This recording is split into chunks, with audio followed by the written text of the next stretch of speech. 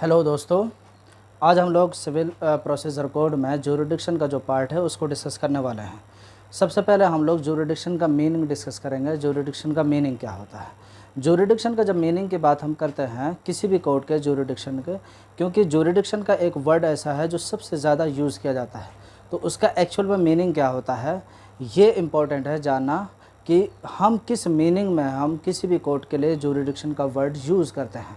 आइए हम लोग जानते हैं उसका मीनिंग। ज्यूरिडिक्शन जिस वर्ड को लेकर सबसे ज़्यादा लॉ में यूज़ होता है उसके दो तरह का मीनिंग हम ले सकते हैं। एक होता है पावर, दूसरा अथॉरिटी। जो कोर्ट जिस सूट को एंटरटेन कर रहा है या जिस केस को एंटरटेन वो कर रहा है, क्या उसके पास उस केस को सुनने का, एंटरटेन करने का, ट्राई करने का उसके पास वो पावर है कि नहीं। अगर उसके पास वो पावर है या उसके पास वो अथॉरिटी है कि नहीं, अगर ये दोनों चीज़ें उसके पास हैं तब कहा जाएगा कि ये कोर्ट कॉम्पिटेंट है और उसके पास इस सूट को, इस केस को सुनने का ज्यूरिडिक्शन है। यहाँ पर इस केस के लिए ज्यूरिडिक्शन लागू होता है। आइए हमने ये जान लिया। अब दूसरे स्टेज पर हम चलते हैं कि ज्यूरिडिक्शन को बनाता कौन है। ज्यूरिडिक्शन का वर्ड जब भी यूज़ होता है तो किसी न किसी एक्ट का, किसी न किसी लॉ का हमारे जहन में नाम ज़रूर आएगा। चाहे हम आईपीसी लें, चाहे हम सीपीसी लें, चाहे किसी और दूसरा एक्ट का लें।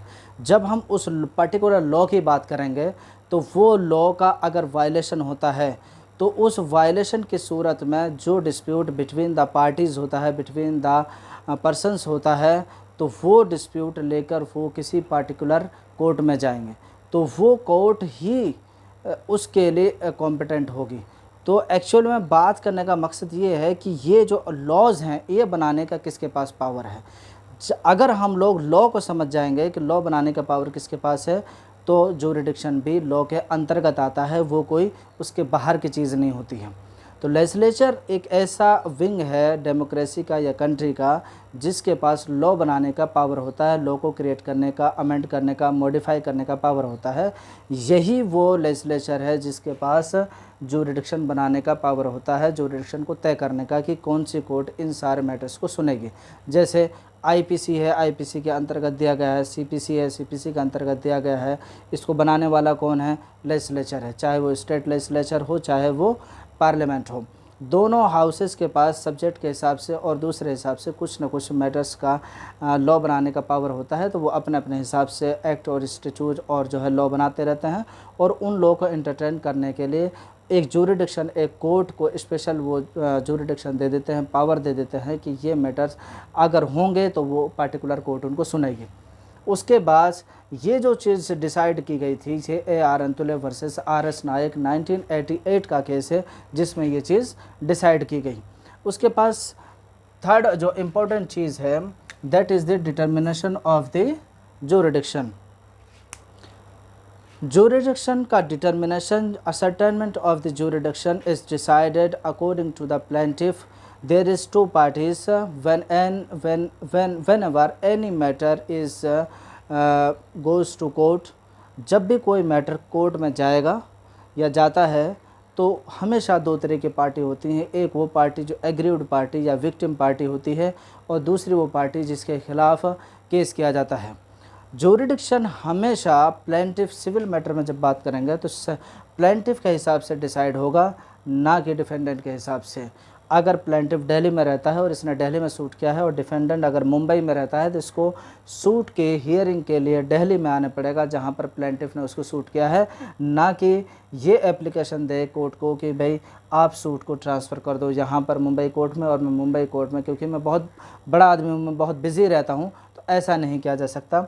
और डिफेंडेंट को यहीं पर आकर आपने केसेस को हियरिंग के लिए आना पड़ेगा। यही चीज़ डिसाइड की गई थी अब्दुल्ला बिन अली वर्सेस गलप्पा के केस में, जो 1985 का केस है, जिसमें कहा गया है कि according to plaintiff the jurisdiction of the court will decided, ना कि डिफेंडेंट के हिसाब से।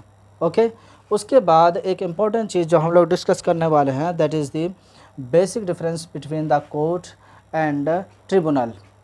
सिविल कोर्ट और ट्रिब्यूनल आम तौर से बहुत सारे एक्ट्स में ऐसा दिया गया है कि जो एक्ट देखने में सिविल डिस्प्यूट है और हैं भी वो सिविल डिस्प्यूट, सिविल नेचर के ही होते हैं, उनमें जो भी डिस्प्यूट अराइज होते हैं जो सिविल नेचर के ही वो एक्ट हैं।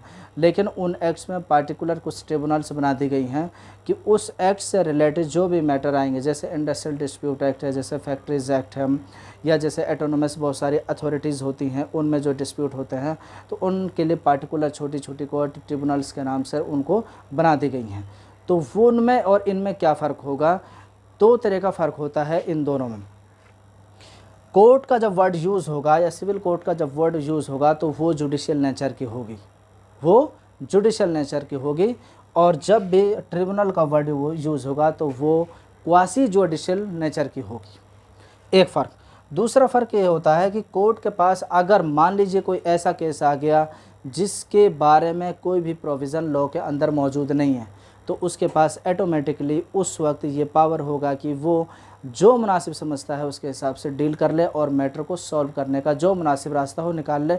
इसी चीज़ को हम कहते हैं इनहेरेंट पावर, जो कि 151 ऑफ सेक्शन CPC के अंदर दिया गया है। लेकिन ट्रिब्यूनल के पार्ट में जब हम ये डिस्कस करेंगे तो ट्रिब्यूनल के पास इनहेरेंट पावर नहीं होता है, और इसके पास वही पावर्स होंगे जो उस पार्टिकुलर एक्ट में दिए गए हैं। उसके अलावा ये बाहर जाकर अपने पावर को यूज़ करते हुए या अपने पावर के एक्सेस में जाकर किसी मैटर को डिसाइड नहीं कर सकते। आइए अब हम लोग जानते हैं कि जुरिडिक्शन कितने टाइप का होता है। एक सिविल जुरिडिक्शन होता है जो सिविल मैटर्स में होता है। हर कोर्ट के पास एक सिविल जुरिडिक्शन होता है और वो कोर्ट उस लिमिट के अंदर जो भी सिविल जुरिडिक्शन उसका होता है उसमें जो भी केसेस आएंगे वो उनको सुनता है। दूसरा आता है territorial and local. Her court के पास एक टेरिटरी असर्टेन होती है, उसकी एक टेरिटरी की लिमिट होती है, उस लिमिट से बाहर जाकर वो केसेस को नहीं सुन सकता। जो मोहल्ला, जो इलाका या जो टेरिटरी, छोटी सी बड़ी जो भी टेरिटरी जिस कोर्ट के लिए बना दी गई वो उसका लोकल एरिया कहलाता है। उस लोकल एरिया के अंदर जो भी डिस्प्यूट होगा तो वो उसको सुनने का हकदार होगा, कॉम्पिटेंट होगा उसके लिए। अदरवाइज़ अगर उस एरिया से बाहर है तो जो जिस कोर्ट के जुरिडिक्शन में वो एरिया आता है वो उसको सुनेगा, ना कि ये दूसरा आदमी।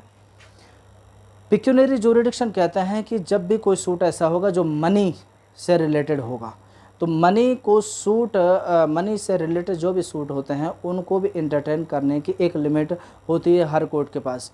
कोई भी कोर्ट अनलिमिटेड या कोई लिमिट अनलिमिटेड जो मनी सूट होता है उसको नहीं सुन सकता। हर एक कोर्ट की एक लिमिट बना दी गई है, वो कोर्ट अपनी ही लिमिट के अंतर्गत जो भी उसके सूट आएगा उसी को सुनेगा।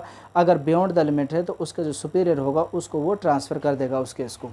इसी तरह से सब्जेक्ट मैटर होते हैं। कुछ एक्ट्स ऐसे होते हैं जो पार्टिकुलर सब्जेक्ट के लिए बनाए जाते हैं। उन एक्ट्स पर उनके लिए जो पार्टिकुलर कोर्ट जो उस एक्ट के अंदर आती हैं या उस एक्ट के अंदर लिख दी जाती हैं कि यही कोर्ट इन मैटर्स को सुनेंगे, तो वही पार्टिकुलर कोर्ट्स उन मैटर्स को सुन सकती हैं, दूसरी कोर्ट उन मैटर्स को नहीं सुन सकती।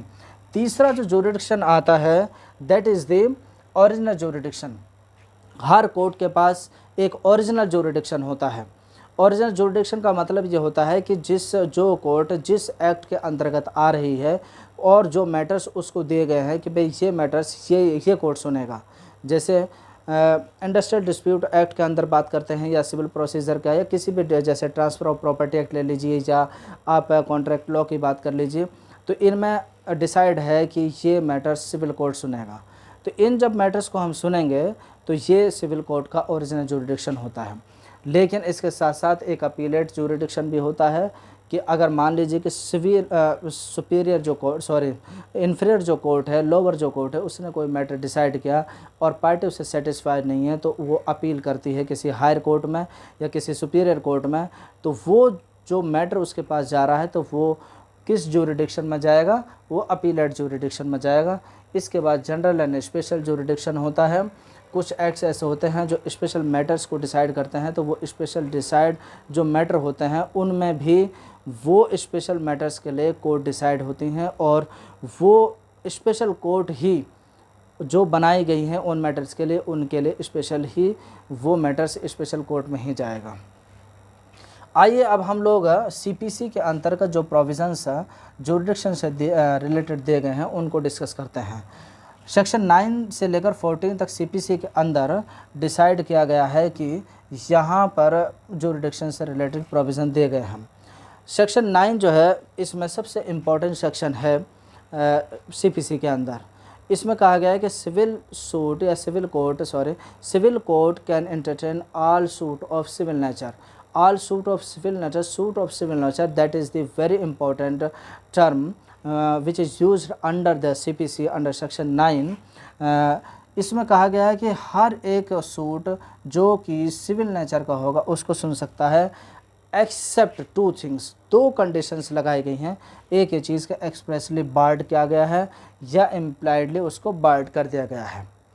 एक्सप्रेसली का मतलब ये हो गया कि किसी एक्ट में अंतर्गत वो चीज़ लिखी हुई है कि इस मैटर को सिविल कोर्ट नहीं सुनेगा, बल्कि जो कोर्ट हम इस एक्ट के अंदर बना रहे हैं यानी कोई ट्रिब्यूनल बना रहे हैं वही उसको सुनवाई करेगा। जैसे industrial dispute act, trade union act, इसी तरह से जो है फैक्ट्रीज़ एक्ट, इनके अंदर सेपरेटली ट्रिब्यूनल्स कुछ बना दी गई हैं तो उनमें एक्सप्रेसली बार्ड किया गया है तो वो मैटर को सिर्फ वही सुनेंगे। या इसी तरह से जैसे पॉलिटिकल इश्यूज़ हैं या मैटर्स रिलेटेड टू सिटीजनशिप होते हैं या जो है इंटरनेशनल लॉ से रिलेटेड जो मैटर होते हैं उनको जो भी सुनेगा तो वो एक्सप्रेसली बार्ड हैं, इसलिए उनको सिविल कोर्ट एंटरटेन नहीं कर सकती। इम्प्लाइड का मतलब होता है कि पब्लिक पॉलिसीज़ से रिलेटेड है। इसी से जुड़ा हुआ एक कॉन्सेप्ट और आता है जो कि बहुत ही इम्पोर्टेंट है, दैट इज़ द सेक्शन 10 जो स्टे ऑफ सूट की बात करता है। 2 पार्टीज़ के बीच में कोई डिस्प्यूट हुआ और डिस्प्यूट होने के बाद उस पार्टी ने सूट किया किसी एक कोर्ट में, तो उन पार्टीज़ की जब हम बात करेंगे तो उन पार्टीज़ के बीच में जो भी चीज़ें होंगी वो कुछ चीज़ें कॉमन होती हैं। वो चीज़ें क्या क्या होती हैं? जैसे जब कोई सूट फाइल होगा तो जाहिर सी बात है पार्टीज़ होंगी, 2 पार्टीज सेम हो गई। दूसरी चीज़ क्या होगी? कोज ऑफ एक्शन होगा, ये भी दोनों पार्टीज़ के बीच में सेम होगा। तीसरा क्या होगा? टाइटल होगा, ठीक। चौथा वो पेंडिंग होगा, अभी डिसाइड नहीं हुआ है, ये 4 चीज़ें जब किसी सूट के अंदर पाए जाएंगे, मान लीजिए कि हमने आपको बताया कि प्लेंटिफ के हिसाब से कोई ज्यूरिडिक्शन डिसाइड हुआ, लेकिन डिफेंडेंट जिसके ख़िलाफ़ हमने किया है वो बहुत पावरफुल पर्सन है, बहुत मालदार आदमी है।